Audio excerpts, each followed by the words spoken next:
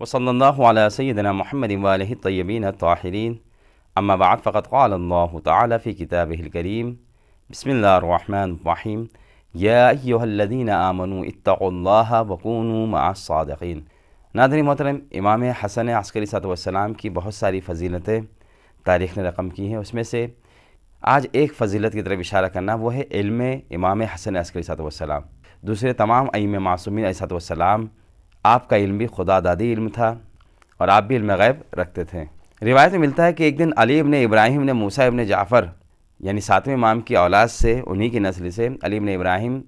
और इसी तरह से आपके फ़र्जंद मोहम्मद, ये दोनों वाक़िफ़िया फ़िरक़े से ताल्लुक़ रखते थे। वाक़िफ़िया उस फ़िरक़े को कहा जाता है कि सातवें इमाम यानी इमाम मूसा काज़िम की शहादत के बाद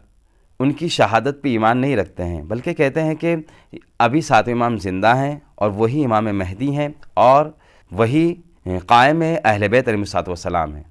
यानी ये कि इन्होंने आकर सातवें इमाम पर आकर वक्फ़ कर दिया, ठहर गए, यानी इसके बाद इमामत का सिलसिला नहीं है। जबकि इमाम मूसा काज़िम ने अपनी ज़िंदगी में कई मरतबा और बारहा इस चीज़ को वाज़ेह कर दिया कि देखो मेरे बाद मेरा फ़र्जंद इमाम रज़ा अलैहिस्सलाम इमाम है और उनकी इमामत का सिलसिला 12वें तक जारी रहेगा। लेकिन ख़ुद इमाम काज़िम के जो वकला थे, उन्होंने आपकी शहादत के बाद ये ख़यानत की उस माल और उस सरमाए की वजह से, क्योंकि इमाम काज़िम ने अली इब्न हमज़ा बताइनी, उसी तरह से ज़ियाद इब्न मरवान क़ंदी, ये दो ऐसे वकील थे कि जो आपके माली उमूर को अंजाम देते थे। यानी माली और वजूह शरिया का जो माल आता था वो इनके ज़िम्मे था। ये उसको कलेक्ट करते थे, उसी को जमा करते थे और यही सरमाया सबब बना के इन्होंने अपने ज़ाती मफाद के चक्कर में इमाम काज़िम की सिलसिले तबलीग करना शुरू कर दी कि इमाम काज़िम इस दुनिया से रुखसत नहीं हुए, वो शहीद नहीं हुए, बल्कि वो ज़िंदा हैं और वही इमाम महदी है। जबकि ख़ुद इस नज़रिए के क़ाइल इब्राहिम जो इमाम रज़ा के बरादर थे, उन्होंने भी इस नज़रिए को कबूल किया और इमाम रज़ा ने एक रिवायत में अपने भाई यानी इब्राहिम के सिलसिले का शिकवा भी बयान किया है कि इमाम रज़ा फरमाते हैं कि मैंने इब्राहिम की मदद की, क्योंकि उनके ऊपर 1000 दीनार तकरीबन मक़रूज़ थे 1000 दीनार के, उस कर्ज़े को अदा किया। लेकिन इब्राहिम ख़ुद इमाम रज़ा की इमामत पर ईमान नहीं रखते थे, जो वाक़िफ़ियों का अक़ीदा था, यानी वो भी वाक़िफ़ी हो गए थे। गरचे इसमें ऐसे लोग भी हैं वाक़िफ़िया मज़हब में कि जिन्होंने बाद में इमाम रज़ा की इमामत को कबूल भी किया,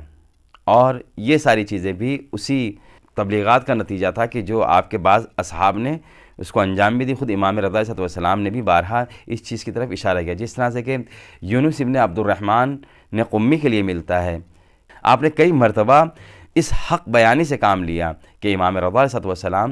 इमाम काज़िम के बाद इमाम है और ख़ुद उन वकला के ख़िलाफ़ जो इमाम काज़िम के वकील थे उनके ख़िलाफ़ आपने तबलीग की और ये बताया कि इन्होंने अपनी ज़ाती मफाद के चक्कर में इस चीज़ की तबलीग की और ये कहा कि इमाम रज़ा इमाम नहीं है। और ख़ुद यूनुस इब्न अब्दुर्रहमान के लिए मिलता है रिवायत में कि इन्हीं दो वकीलों ने आपको 10,000 दीनार की लालच भी दी कि अगर तुम ये सारी बातें कहना छोड़ दो तो हम तुम्हें 10,000 दीनार देते हैं, तुम इसको ले लो। जबकि एक तारीख़ी जुमला यूनुस इब्न अब्दुर्रहमान वहाँ पे कहते हैं कि मैंने आइम्मा मासूमीन अलैहिस्सलाम से ये सुना है, उनसे ये रिवायत मुझ तक पहुँची है, आपने फरमाया कि अगर किसी समाज और माशरे में कोई बिदअत ज़ाहिर हो जाए तो आलिम के ऊपर लाजिम है कि अपने इल्म का इजहार करे, और मैं लिहाजा इस चीज़ से बाज नहीं आऊँगा और इस हक़ को बयान करूँगा। और जहाँ तक बात है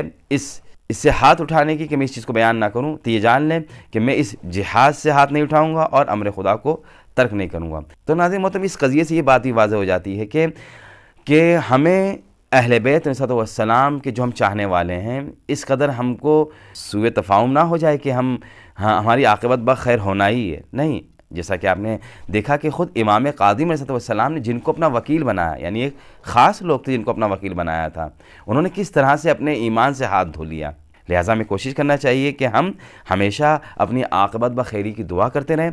और यहाँ पे ये बात भी वाज़ेह हो जाती है कि कुछ ऐसे अफराद भी होते हैं अपने माशरे में और बुज़ुर्गान में ऐसे होते हैं कि जो अपने ذاتی مفاد کے چکر میں معاشرے اور سماج میں خرابیاں پیدا کرتے ہیں، اور صرف ان کا مقصد یہ ہوتا ہے کہ ان کا فائدہ ہونا چاہیے۔ بہرحال تو میں آپ کے سامنے نقل کر رہا تھا کہ علی ابن ابراہیم ابن موسیٰ ابن جعفر اور اسی طرح سے ان کے بیٹے محمد، یہ دونوں جب ان کو بہت سخت مرحلہ ہوتا ہے مالی اعتبار سے، اقتصادی لحاظ سے، تو یہ لوگ سوچتے ہیں کہ کیوں نہ ہم امام حسن عسکری صلی اللہ علیہ وسلم کی خدمت میں جائیں۔ گھر سے بیٹا پوچھتا ہے باپ سے کہ بابا ایسا نہ ہو کہ ہم وہاں جا رہے ہیں ہمارا جانا بیکار ہو، کیا وہ ہماری مدد کریں گے؟ تو باپ کہتا ہے کہ میں نے ان کے بارے میں اتنا سنا ہے کہ وہ بہت ہی ہمدرد ہیں، بہت زیادہ لوگوں کی خدمت کرتے ہیں اور انفاق کرتے ہیں، راہ خدا میں مدد کرتے ہیں، لہٰذا اس امید سے کہ کچھ ان کی مدد ہو جائے گی، یہ دونوں باپ بیٹے نکلتے ہیں اور سامرہ کا راستہ طے کرتے ہیں۔ راستے میں باپ، کیونکہ آرزویں ہوتی، تمنائیں ہوتی ہیں دلوں میں، لہٰذا باتوں باتوں میں باپ کہتا ہے بیٹے سے کہ کاش مجھے 500 دینار مل جائے، جس میں سے میں 200 دینار سے اپنے قرضے کو بخشوا لوں اور 200 دینار کو میں اپنی زندگی کے مخارج کے لیے رکھ دوں، اور اسی طرح سے 100 دینار سے ایک بزنس شروع کروں۔ بیٹا بھی اسی طرح سے کہتا ہے کہ ہاں بابا، مجھے بھی اگر 300 دینار مل جائے تو ایسی صورت میں 100 دینار سے اپنا قرضہ معاف کروا لوں گا اور 100 دینار کے ذریعے سے اپنی زندگی کے جو مخارج ہیں اس کے لیے رکھ دوں گا، 100 دینار کو اپنی زندگی کے مخارج کے لیے رکھ دوں گا اور 100 دینار سے ایک نئی تجارت کو شروع کرنا چاہتا ہوں۔ جب یہ سامرہ پہنچتے ہیں، اور جب سامرہ پہنچتے ہیں امام حسن عسکری صلی اللہ علیہ وسلم ان کی بڑی ہی خاطرداری کرتے ہیں، ان سے پوچھتے ہیں کہ آخر کیا ہو گیا تم لوگوں کو کہ اپنے رشتہ داروں سے احوال پرسی نہیں کرتے، یہاں نہیں آتے؟ یہ بھی جواب دیتے کہ یقیناً ہم قصوروار ہیں، ہمیں آنا چاہیے، رشتہ داروں سے ملنا چاہیے، ان سے ملاقات کرنا چاہیے۔ یہاں پر ناظرین ایک یہ بات بھی واضح ہو جاتی ہے کہ ہمیں اپنے رشتہ داروں سے صلہ رحمی کرنا چاہیے اور ان کے ساتھ اچھے سے پیش آنا چاہیے، جس طرح سے امام حسن عسکری صلی اللہ علیہ وسلم ان دونوں کے ساتھ باوجود اس کے کہ دونوں واقفیہ سے تعلق رکھتے ہیں، یعنی امام حسن عسکری صلی اللہ علیہ وسلم کو اپنا مولا نہیں مانتے ہیں، اپنا امام نہیں مانتے ہیں، لیکن بہرحال یہ آتے ہیں، ان کی بڑی خاطرداری کرتے ہیں، اور جب رخصتی کا وقت ہوتا ہے، جب خداحافظی کر کے یہ جانے لگتے ہیں تو امام حسن عسکری صلی اللہ علیہ وسلم کا غلام ان دونوں کو دروازے پر دینار کی تھیلی دیتا ہے، باپ کو دیتا ہے اور کہتا ہے کہ اس میں 500 دینار ہے، اور مولا نے فرمایا کہ تم 200 دینار سے اپنا قرضہ معاف کروا لینا، 200 دینار کو اپنے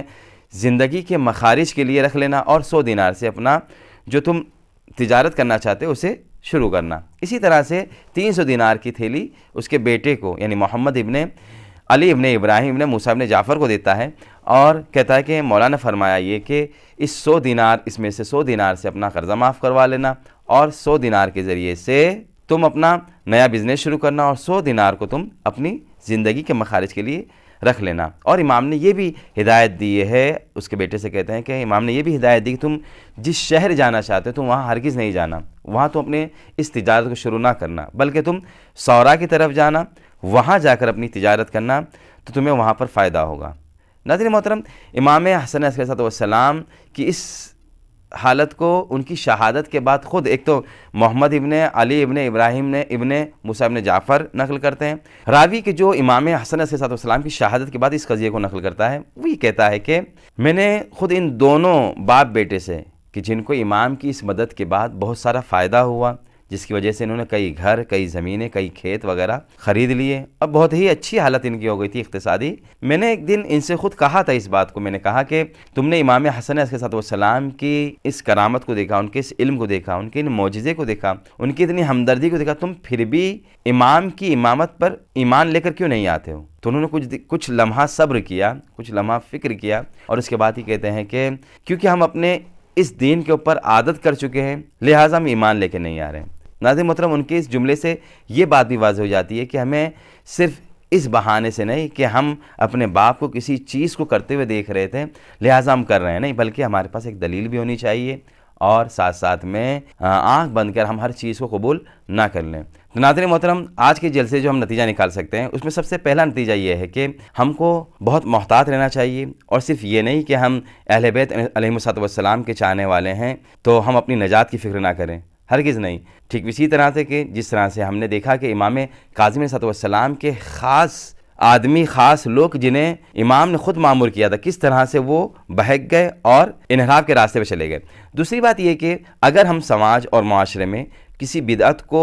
رواج پاتے ہوئے دیکھیں تو ہمارے اوپر واجب اور فرض اور لازم ہے کہ ہم اس کی مخالفت کریں، ہم اپنے علم کا اظہار کریں اور معصومین علیہ السلام کی روایت پر عمل کریں۔ تیسری بات یہ کہ ہم یہ بھی دیکھیں کہ بہت سے ایسے افراد ہیں کہ جن کی وجہ سے خرافات یا بدعقیدہ پھیلتا ہے کہ جو معاشرے میں کسی خاص مقام اور منصب پہ بیٹھے ہوئے ہیں، کسی کے مالک ہیں، لہٰذا ہمیں اس کی بھی احتیاط رکھنا ہے کہ ہم کسی بھی چیز کو آنکھ بند کر کسی کی چیز کو قبول نہ کر لیں۔ اور ایک بات یہ بھی کہ ٹھیک اسی طرح سے جس طرح سے دوسرے ہمارے ائمہ معصومین علیہ السلام علم غیب رکھتے تھے، امام حسن عسکری علیہ السلام بھی علم غیب رکھتے تھے۔ والسلام علیکم ورحمۃ اللہ وبرکاتہ۔